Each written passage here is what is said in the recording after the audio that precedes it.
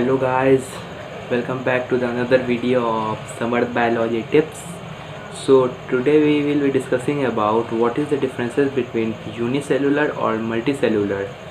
So let's go and please watch the full video and please share more and more, and please subscribe, like and also click on the bell icon. So let's go.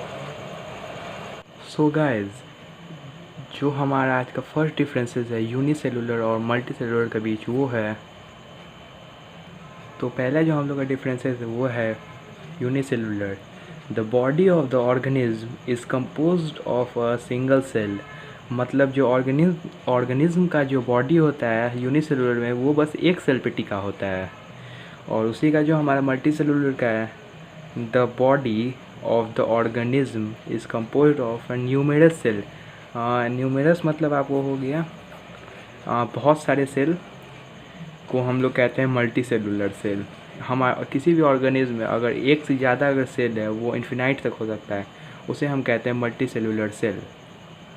तो देखते हैं आज का हम अपना next differences जो है, और जो हमारा सेकंड डिफरेंसेस है वो है division of labour is at the organelle level. It gives a low level of operation efficiency. और जो इसी का जो हमारा सेकंड है वो है division of labour may be at cellular tissue organ and organ system level. It give high degree of operation efficiency. So हम देखते हैं अपना थर्ड पॉइंट जो है a single cell carries out all the life process. इसका मतलब ये हुआ कि जो हमारे जो सिंगल सेल होता है, जो यूनिसेलुलर में जो सिंगल सेल होता है, वो अगर उस सेल को कुछ हो गया तो जो ऑर्गेनिज्म रहेगा वो डेथ कर जाएगा, क्योंकि उसके पास एक ही सेल रहता है। और अगर हम इसी में ये देखते हैं तो ये होता है हमारा डिफरेंट सेल। मल्टी सेलुलर में different cell are specialized to perform different function.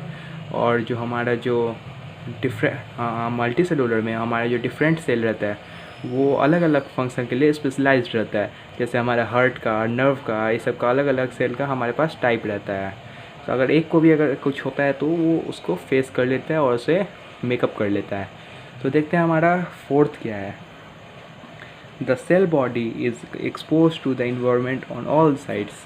और जो यूनिसेलुलर में क्या होता है, जो सेल होता है, और जो यूनिसेलुलर में जो सेल होता है वो उस इन्वायरमेंट के चारों तरफ से दिखते रहता है। उसका जो पार्ट्स होता है वो चारों तरफ से ओपन रहता है। और यही चीज़ हमारा जो मल्टी सेलुलर में होता है, वो only outer cell are specialized to face the environment, inner cell are devoted to other function.